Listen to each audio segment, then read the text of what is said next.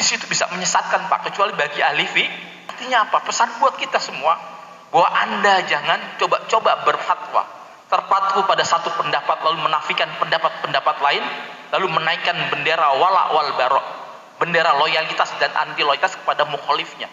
Ini intoleransi Pak, paham ini. Yang kemudian inilah yang apa yang dialami Bribda Nesi dan Bribda saya alami Pak. Saya Pak, ketika dulu masih jadi seorang polisi, saya ditanya, Sofyan, kamu nyanyi Indonesia Raya? Apa saya jawab? Saya nggak mau. Kenapa? Saya punya keyakinan salah ikut pengajian bahwa musik itu haram. Ini intoleransi Pak, paham ini. Yang kemudian inilah yang apa yang dialami Bribda Nesi dan Bribda saya alami Pak. Saya Pak, ketika dulu masih jadi seorang polisi, saya ditanya, Sofyan, kamu nyanyi Indonesia Raya? Apa saya jawab? Saya nggak mau. Kenapa? Saya punya keyakinan salah ikut pengajian bahwa musik itu haram.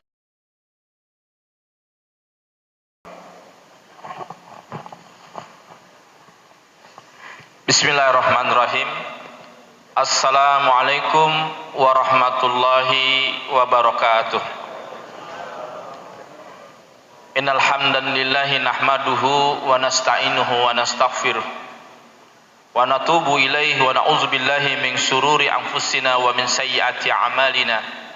May yahdihillahu fala mudilla lahu wa may yudlilhu fala hadiyalah. Asyhadu an la ilaha illallah wahdahu la syarika lah wa asyhadu anna Muhammadan abduhu wa rasuluh. Allahumma salli wa sallim ala sayyidina Muhammad wa ala alihi wa ansarihi wa junudih wa man tabi'ahum bi ihsanin ila yaumidin, amma ba'd.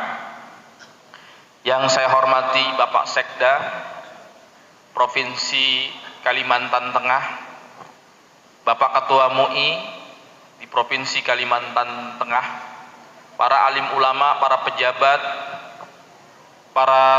pejabat sipil dan militer, para jamaah semuanya, Bapak Ibu yang semuanya yang dirahmati oleh Allah Subhanahu wa taala.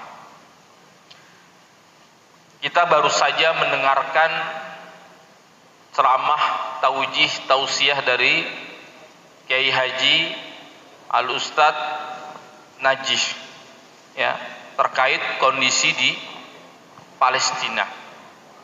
Sebelumnya saya mau cerita dulu.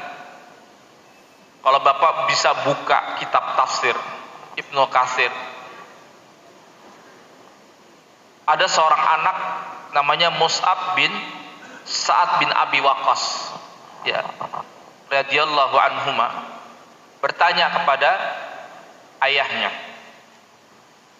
ya abati ahum harurah ya. Jadi ketika dibacakan ayat surat Al-Kahfi 103, 104 dan 105, Qul hal nunabbi'ukum bil ahsarina a'mala alladzina dhalla sa'yuhum fil hayatid dunya wa hum yahsabuna annahum yuhsinuna sun'ah. Katakan ya Muhammad, maukah aku tunjukkan kepada engkau, aku kabarkan kepada engkau orang yang paling rugi amalannya, alladzina dhalla sa'yuhum fil hayatid dunya, yaitu orang-orang yang telah sia-sia amalannya di kehidupan dunia, tetapi mereka wahum yasabuna annahum yuhsinuna sunnah, tapi mereka menyangkanya telah berbuat sebaik-baiknya amal. Nih, tafsir Ibnu Katsir nih ya, di situ ada dialog tuh antara Mus'ab bin Sa'ad bin Abi Waqqas, tanya kepadanya, ya abati ahum harurah, apakah mereka ini orang-orang harurah? Siapa harurah? Di mana harurah? Harurah ini nama desa Pak, yang dijadikan sebagai qaidah aminah, sebagai basis aman ya, kelompok, yaitu nama lain dari khawarij, jamak daripada khawarij ya. Khawarij jamak dari kata kharaja, orang yang keluar apa? Keluar dari jamaatul muslimin, yaitu kelompok ahlu bid'ah pertama di dalam Islam. Ditanya, ahum harurah, apakah mereka ini harurah nih? ayat ini.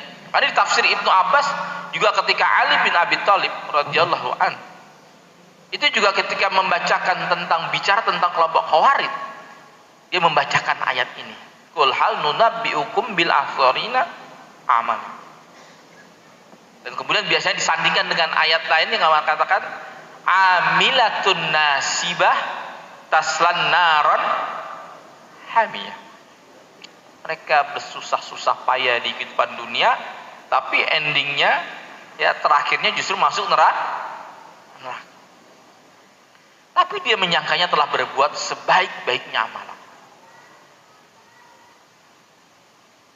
Kata Sa'ad bin Abi Waqqas, bapaknya, seorang sahabat Nabi yang termasuk mubasyirin bil jannah, sahabat-sahabat yang dikabarkan ya mendapatkan kabar gembira masuk surga. Dia bilang bahwa ayat ini, surat Al-Kahfi ini turun di Mekah. Jadi termasuk ayat Makkiyah. Tetapi karena ayat-ayat Quran ini sifatnya al-ibrah bi umumin lafdin laitsa bi khususin sababin, ya itu bisa kita ambil pelajarannya sampai kapanpun. Maka ayat ini konteksnya sama, konteksnya bisa kita berikan juga kepada kelompok-kelompok Harurah hari ini yang kemudian menganggap bahwa mereka telah berbuat sebaik-baiknya amalan. Jadi ayat ini relevan dengan kelompok-kelompok Harurah, walaupun waktu itu ketika ayat ini turun itu tidak belum ada kelompok Harurah yang memberontak kepada Imam Ali radhiyallahu anhu.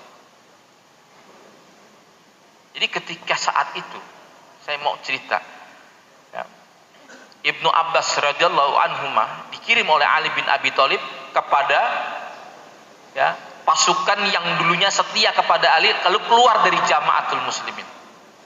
Lalu berkata Ibnu Abbas pada kelompok Khawarij ini, kenapa kalian keluar dari Jamaatul Muslimin? Oh, karena Ali bin Abi Thalib telah kafir. Dia berhukum dengan hukum manusia. Padahal kata Allah Subhanahu wa taala dikatakan inil hukmu ila lillah. Tidak ada hukum kecuali hanya hukum Allah. Biasa mereka mengajarkan ayat-ayat wa man lam yahkum bima anzalallahu faulaika humul kafirun.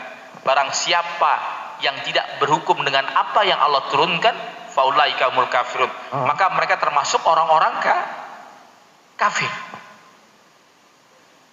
Ini biasa Imam Ali menyebut kelompok-kelompok ini yang suka ngutip ayat Al-Quran apa? Kalimatul haq yuridu bihil batil. Kalimat-kalimat yang benar tetapi ditujukan untuk tujuan-tujuan yang batil. Artinya apa? Anda jangan heran ketika mereka mengutip ayat-ayat Al-Quran, mengutip beberapa hadis Nabi Shallallahu Alaihi Wasallam, tetapi untuk membenarkan tindakan kejahatan mereka dengan menggunakan ayat-ayat tersebut. Dan inilah yang terjadi.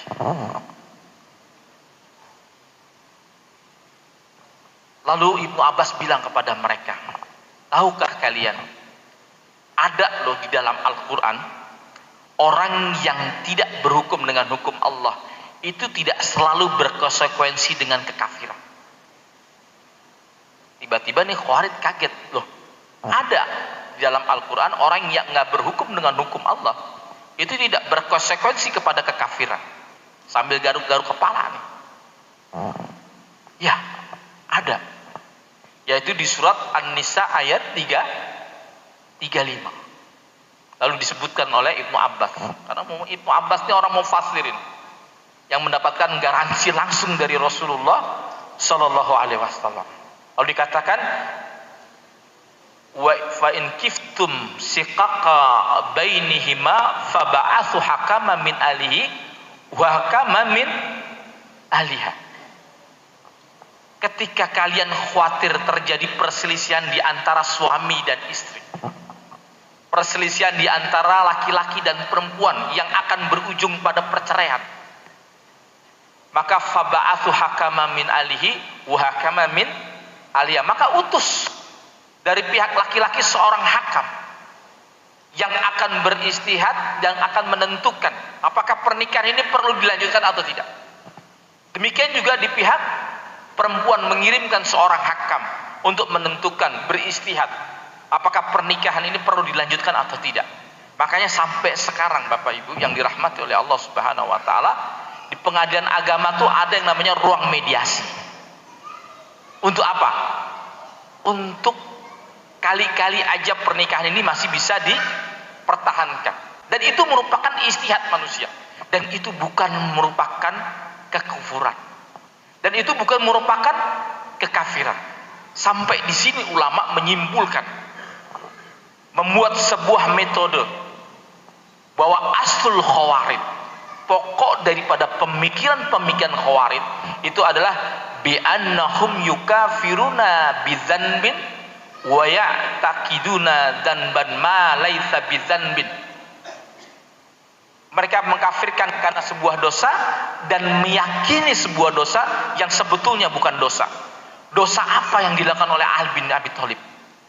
Kesalahan apa yang dilakukan oleh kaum muslimin hari ini sampai mereka ditembaki di masjid? Tadi Ustadz Najih bilang, Kiai Najih bilang bahwa ketika gurunya sedang mengajar tafsir Quran, lalu datang tiba-tiba orang membawa bom bunuh diri. Ini mereka meyakini sebagai istishadi. Ya, lalu kemudian mereka meledakkan di dalam masjid. Kalau Bapak Ibu lihat di beberapa media massa, ya, Taliban masjid-masjidnya juga diserang. Bahkan Hamas di pembahasan Rafah, orang-orang yang bekerja sama dengan Hamas mereka bunuhi. Di Rafah Pak, perbatasan dengan Gaza itu ada namanya Gurun Sinai. Ya, Rafah ini masih masuk wilayah Sinai, walaupun ini masuk kepada negeri Syam. Itu ada masjid namanya Masjid Raudhah. Bapak bisa lihat, searching di Wikipedia. Pembantaian satu masjid. Ini lagi sholat Jumat Pak. Kemudian mereka lagi sholat Jumat tiba-tiba dibom Pak. Ini wilayah Mesir. Yang ngebom bukan Israel Pak, tapi yang mengebom adalah kelompok ISIS, Islamic State of Iraq and Syria, ya, Suriah, ya, kelompok ISIS. Kelompok-kelompok tadi dibilang Gus Najih itu adalah kelompok-kelompok takfir yang suka menggunakan ayat-ayat. Ya, itu dibantai Pak satu masjid. Seketika takbir pertama di dalam sholat Jumat, wallahi kata mereka. Dan Henry Talkinya, HT-nya itu berhasil disadap oleh rivalnya yaitu kelompok Al-Qaeda. Apa dia bilang? Wallahi hadhil ghazwatul mubarakah. Demi Allah ini adalah peperangan barokah katanya. Jadi ketika membantai masjid, satu masjid, dia bilang ini adalah ghazwatul mubarakah, peperangan yang diberkahi. Qatlun salah satu mi'a wa khamsin min syahawatu murtad wa ubadul kubur. Telah terbunuh 350 orang min syahawati murtad. Biasanya mereka menuduh para pejuang-pejuang Palestina itu dengan istilah syahawatu murtad, gerakan kebangkitan kemurtadan kan. As-sahwah ini sama muradif min kalimat ad-naddah, ya, kebangkitan arti. Sama dengan ba'ats. Ya. Wa ubadul kubur. Siapa ibadul kubur ini? Para penyembah-penyembah kuburan. Biasanya kalau kita mengkaji kitab-kitab Najd, dulu kami kaji Pak kitab-kitab seperti itu di dalam kitab Ad-Durr As-Tsaniyah fi Ajwabitin Najdiyah. Ada dalam kitab Sabilun Najah wal Fikah fi Muwati Ahlil Atraq. Ada dalam kitab-kitab misalnya banyak sekali Nawaqidul Iman, Nawaqidul Islam, pembatal-pembatal keislaman yang dikarang oleh Muhammad bin Abdul Wahab. Kitab-kitab itu dijadikan rujukan sama mereka. Ya, ubadul kubur itu siapa? Ternyata adalah pelaku tawassulan, pelaku tabarukan, pelaku daripada istighosah.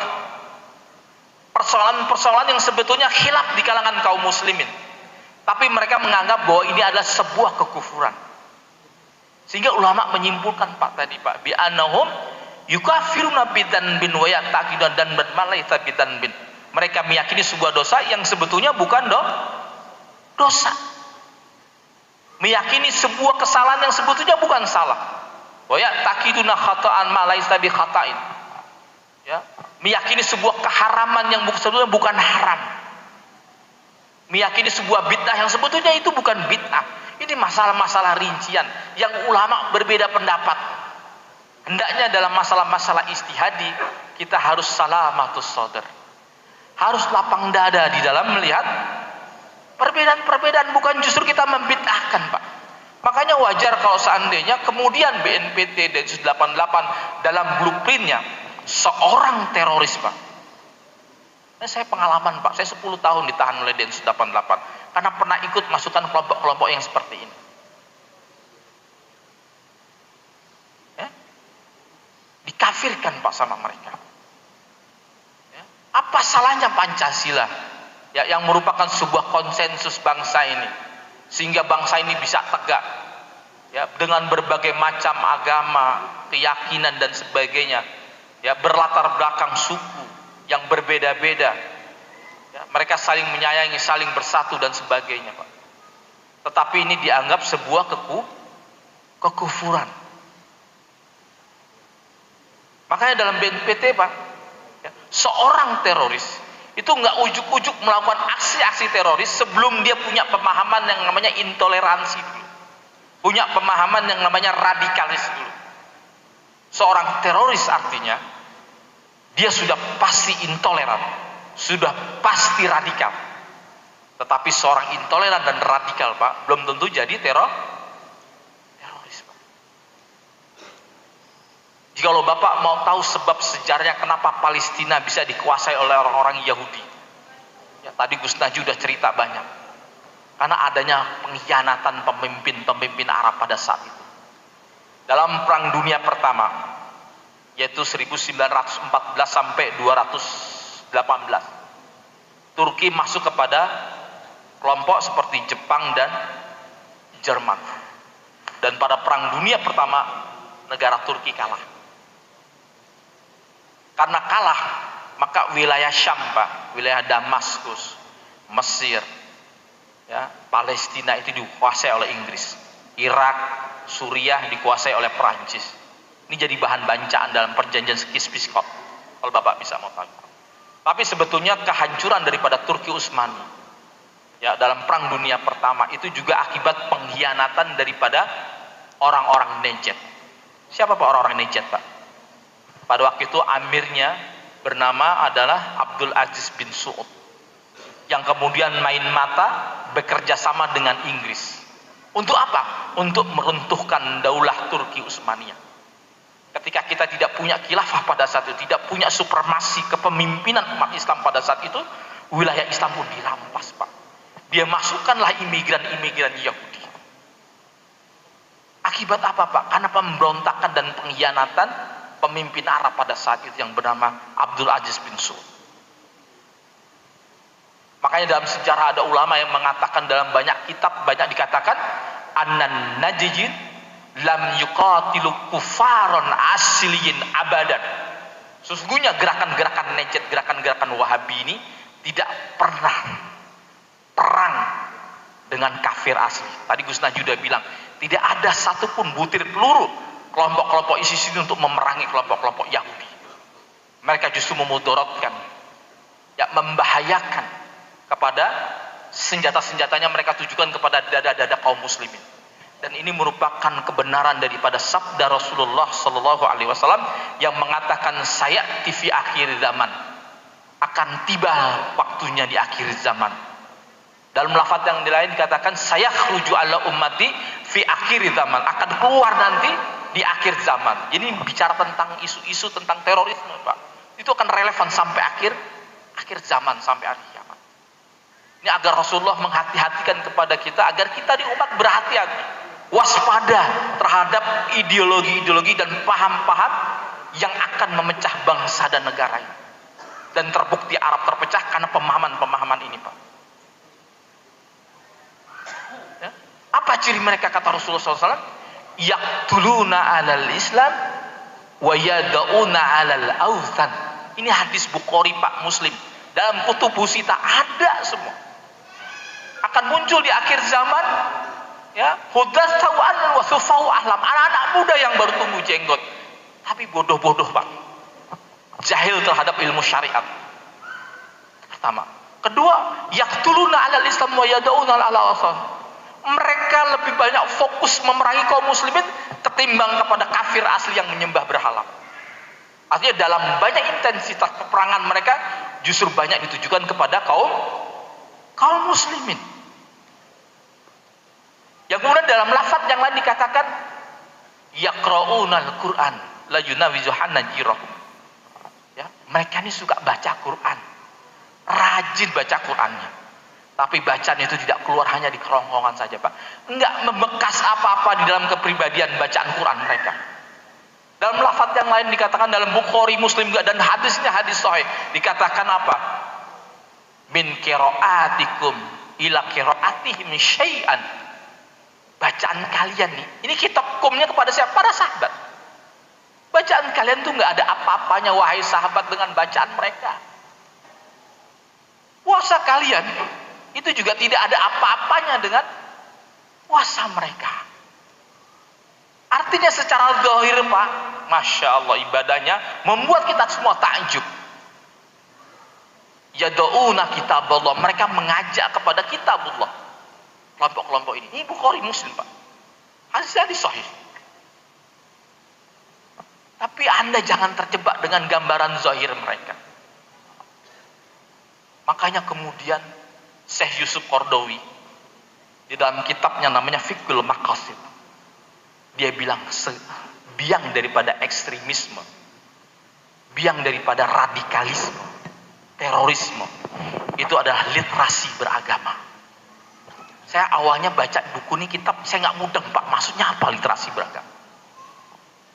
Orang-orang yang terjebak kepada tekstualis, terjebak kepada lafaz zahir. Mereka kelihatannya seperti pejuang Islam zahirnya, tapi sebetulnya mereka sedang menghancurkan ruh dan substansi daripada ajaran Islam itu sendiri. Itu kata Syekh Yusuf Qaradawi. Lalu ada kata-katanya yang saya kutip dan saya hafal. Kata beliau, terkadang Islam itu terdolimi oleh orang-orang soleh daripada musuh-musuh Islam itu sendiri. Saya ulangi lagi, terkadang Islam itu terdolimi oleh orang-orang soleh daripada musuh-musuh Islam itu sendiri. Ya. Makanya perkataan Syekh Zuhri mirip dengan apa yang dikatakan Sufyan bin Uyainah yang mengatakan al-haditsu mudhilatun ila lil fuqaha.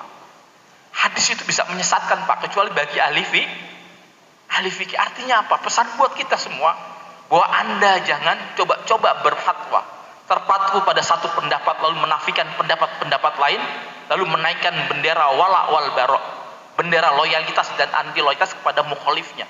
Padahal masalah-masalah ini adalah masalah-masalah yang banyak dibangun ijtihad, tapi diklaim bahwa ini adalah pendapat Allah dan Rasulnya. Dia berdusta atas nama Allah Subhanahu wa ta'ala. Dan mereka memposisikan, kata beberapa ulama, adalah sebagai natikan rasmian bismillahi wa rasulih. Mereka seakan-akan menjadi juru bicaranya Allah dan Rasulnya. Siapa saja yang menyelisih mereka berarti menyelisih Islam. Barang siapa yang memerangi mereka berarti memerangi Islam. Padahal nggak ada dalil khusus kalau kelompok-kelompok ini, ya mereka ini dipulih oleh Allah Subhanahu wa ta'ala, kecuali hanya klaim, Pak. Jadi kalau bicara natikan rasmian, itu ingat di apa sekarang nih Harakah al-Muqawamah al-Islamiyah, itu ada natikan rasmian Harakatu al-Muqawamah al-Islamiyah Abu Ubaidah, ya, juru bicara resmi Hamas yaitu Abu Ubaidah. Ini Hamas, tapi ya mereka menjadikan kelompok-kelompok tadi ini itu sebagai natikan rasmian bismillahi wa rasulih. Seakan-akan mereka ini menjadi juru bicaranya Allah, padahal nggak ada dalil khusus yang menunjukkan bahwa mereka adalah kelompok di atas kebenaran, tapi mereka berani berdusta atas nama Allah. Klaim kebenaran mereka klaim. Inilah yang kemudian ya Islam ini menjadi lemah, tidak mampu. Berapa negara Liga Arab hari ini? Ada 30 negara, Pak, tapi hanya satu bangsa Israel, Zionis, mereka tidak mampu melawan mereka. Kenapa? Mereka rusak dulu, mereka pecah belah. Kalau Bapak Ibu mau lihat ya berseliweran di Twitter dan sebagainya, hampir Kelompok-kelompok ini nyinyir Pak dengan perjuangan Palestina Pak. Bapak bisa lihat, itu hukuman buat mereka karena mereka ahli bid'ah. Itu hukuman mereka karena mereka suka ubadul kubur, nyembah-nyembah kuburan. Makanya hati-hati Pak, ikut kepada kelompok-kelompok yang kelihatannya keren buat kita Pak, kelihatannya sunnah buat kita Pak, padahal nggak sama sekali. 4 tahun yang lalu saya diundang Pak oleh Karo SDM Polda Maluku Utara. Ada 2 anggota Polwan, namanya Bribda Nesti dan Bribda Rini, yang kemudian tiba-tiba dia keluar dari kepolisian, resign dari kepolisian, bergabung dengan kelompok JAD Pak, Jamaah Ansor Daulah, yaitu afiliasi kelompok-kelompok ISIS ya, dan mereka mencoba jadi bom bunuh diri, tertangkap oleh Densus 88 di Surabaya, lalu dikembalikan ya, divonis kemarin dihukum 4,5 tahun dan 4 tahun Pak, karena mereka belum berbuat ya. Kita tanya Pak, saya diundang ke sana, ditemuilah sama kawan-kawannya Bribda Nesti dan Bribda Rini. Setelah saya ceramah setengah jam, 1 jam, mereka bilang, Ustadz jangan fitnah kepada kami nggak diajarkan untuk memberontak, bahkan memberontak itu haram. Jangankan memberontak, demonstrasi aja haram. Ini kalau demonstrasi kayak Palestina kemarin di Jakarta sebagai bentuk solidaritas kita, mereka justru mengharamkan itu Pak. Jangan heran tadi ada berita saya pagi, ada orang ya di Madinah pakai baju Palestina, Free Palestine, ditangkap Pak, ditangkap. Ya. Kami ini nggak diajarkan untuk demonstrasi haram. Bagaimana kami akan mau jadi teroris? Anda jangan ngomong sembarangan Ustaz. Saya bilang sama antum, nih, ya, antuna, ya, ada Polwan, ada Polki. Saya pakai bahasa mereka. Antuna, ya, keluar dari majelis taklim, keluar dari halaqah tersebut, atau keluar dari liqa'an tersebut, Anda jadi benci gak dengan orang-orang di luar kelompok Anda? Oh Ustaz, itu kan mereka melakukan bid'ah Ustaz. Mereka ini melakukan perbuatan yang nggak ada dalilnya. Nggak, mana dalilnya? Ini selalu mengatakan mana dalilnya. Nah itu poinnya. Kata Ustadz Adi Hidayat, kalau kalian ikut pengajian majelis taklim, keluar dari majelis taklim Anda jadi benci dengan kaum muslimin di luar daripada kelompok Anda, tinggalin. Karena memang pengajian ini, majelis taklim itu membuat kita semat, betul nggak? Majelis taklim ini membuat kita lebih sayang kepada kaum muslimin, betul nggak? Semakin kita produktif, semakin kita sayang kepada kaum muslimin. Kenapa ikut majelis taklim? Kenapa ikut halaqah tersebut Anda jadi benci dengan orang-orang di luar daripada kelompok Anda? Apa yang diajarkan oleh kalian? Apakah kebencian? Seakan-akan pengkapling surga. Ini Pak, ini intoleransi Pak, paham-paham ini. Yang kemudian inilah yang saya, apa yang dialami Bribda Nesti dan Bribda, saya alami Pak. Saya Pak, ketika dulu masih jadi seorang polisi, ya, saya ditanya, Sofyan, kamu nyanyi Indonesia Raya? Apa saya jawab? Saya nggak mau. Kenapa? Saya punya keyakinan salah ikut pengajian bahwa musik itu haram. Ini sama Pak, apa yang dilakukan oleh salah satu kelompok mereka. Ditanya, Ustadz, saya punya anak perempuan, anak saya nggak nyaman Ustadz, nggak mau menyanyikan lagu Indonesia Raya. Apa kata nih Ustadz, dokter lulusan Madinah? Kalau Anda tidak nyaman, anak Anda nggak nyaman nyanyi Indonesia Raya, nggak usah nyanyi. Oke lah, ini anak pelajar SMA. Ini gimana kalau yang ikut pengajian polisi dan tentara, bubar nggak kira-kira? Polisi, tentara Pak, sekarang banyak Pak, hitungan Pak. BIN, Badan Intelijen Negara, itu menghitung. PCS Pak, polisi cinta sunnah, yang banyak di mana-mana ini. Ya komunitasnya hampir ada, bahkan di Kalimantan Tengah sendiri. Itu temuan BIN ada 2% Pak yang terpapar, artinya ada 32.000 lebih. Komunitas di seluruh Indonesia. Saya diundang Polda Gorontalo, itu juga sama Pak, protes dia Pak. Oh Ustadz jangan fitnah, kami nggak pernah diajarkan kayak begitu. Ya, Anda tahu nggak, saya bilang, intoleransi inilah biang kerok. Karena berarti Anda telah menanamkan kebencian orang-orang di luar daripada kelompok Anda. Inilah yang akan memecah belah bangsa dan negara. Sampai kemudian puncaknya, seperti saya, Sofyan Sauri, Bibda Nesti, Bibda Rini, lalu ada Juli Karsono, anggota TNI yang menembak 5 polisi, Pak. Awalnya apa? Ikut grup-grup kelompok-kelompok yang seperti ini yang katanya dekat dengan sunnah. Dan ini sudah sampai. Bahkan Pak Ria Mijat Riyakudu di TNI itu ada 3%, Pak. Tentu kalau pejabat negara, ya mantan Menteri Pertahanan kita, itu pasti dengan by data, Pak. Pasti dengan hasil riset yang mereka lakukan secara internal. Ada 3%. PNS kita, ASN kita itu ada 1 dari 10 PNS kita itu mulai terpapar dengan paham-paham seperti itu. Ada istilahnya namanya konservatif turn, ya, belok ke arah konservatif, cara-cara beragama. Apakah ini kebangkitan Islam? Enggak juga. Jangan-jangan kebangkitan kelompok-kelompok yang akan mencelah belah bangsa dan negara. Makanya untuk itu kita waspada, Pak. Ya. Bahkan Ustadz Najib cerita kemarin di Universitas IAIN Palangkaraya, beliau cerita, ya, ternyata kelompok-kelompok inilah, ya, di Palestina, Pak, itu ada kelompok namanya, maaf, saya sebutkan saja, Hizbut Tahrir, yang kemunculannya tuh mirip sejaman, seera dengan pendirian negara Israel, yaitu pada tahun 1948. Yang jargonnya mereka mengatakan tidak ada jihad tanpa adanya khilafah, betul nggak? Bahkan salah satu ustadznya, ya, kalau Anda lihat seliweran tuh di TikTok, di Instagram dan sebagainya, bahwa solusi dari persoalan Palestina itu adalah khilafah. Kita tanya lagi, Pak, khilafah tegak dengan apa? Dengan dikasih, apa dengan perang? Indonesia nih, Pak, dapat negara nih Indonesia, bukan gratisan, Pak, bukan hadiah, bukan dikasih, tapi melalui perjuangan darah dan air mata, Pak. Kalau bicara konteks judulnya berjihad di negeri damai, ketika kita dulu dalam peperangan, mereka bilang, ya, bahkan di Palestina, ya, kelompok-kelompok Hizbut Tahrir bilang nggak ada jihad tanpa adanya khilafah. Sekarang kita mau tanya, membebaskan Palestina pakai apa? Pakai dialog. Pakai dengan dialog. Sementara mereka menggunakan peluru rosos, menggunakan bom dan sebagainya untuk membunuhi rakyat Palestina. Artinya alih-alih justru mereka mengemboskan perjuangan bangsa Palestina, Pak, dengan paham-paham seperti itu. Nggak masuk di akal. Pokoknya solusinya semua khilafah. Ini mirip dengan apapun makanannya, maka teh botol susu. Ini kayak telur sama ayam, Pak.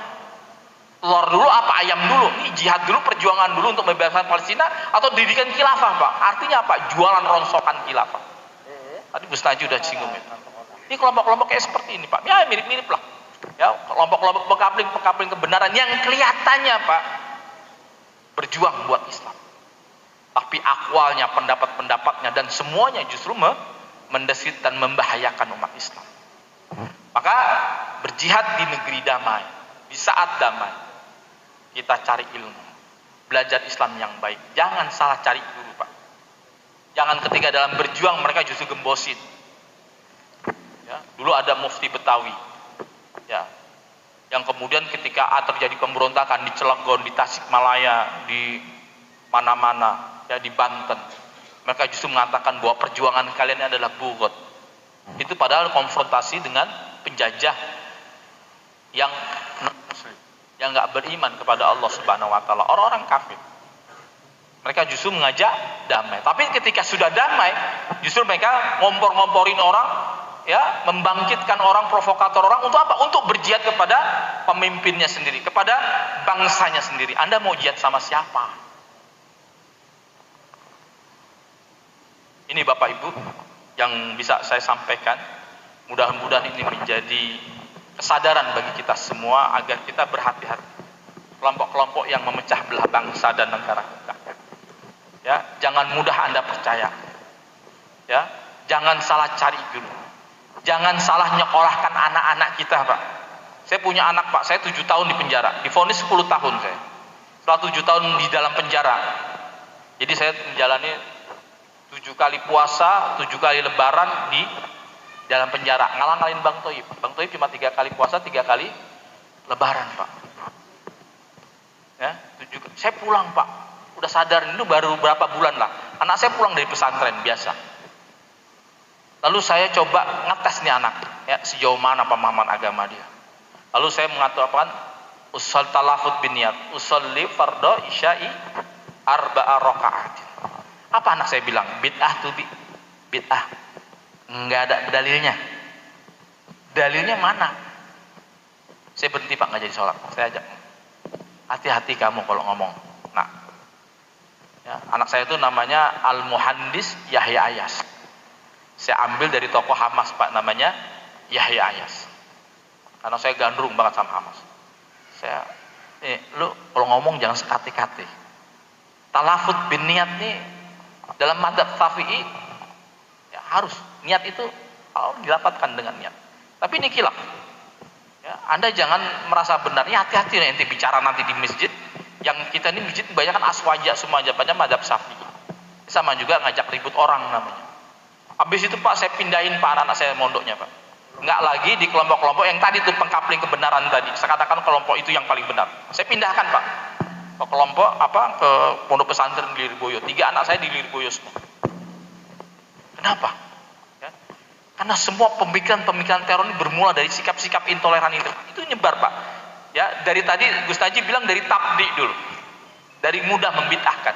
Lalu kepada tafsik, yaitu mulai memberikan vonis fasik atau sesat kepada orang di luar kelompok dia. Sampai level yang paling tinggi, yaitu sampai kepada takfir. Ya, mudah mengkafirkan. Akhirnya ujuk-ujuk kita ketangkep lagi. Ketangkep polisi, ketangkep densus. Dan penting kita nggak sadar.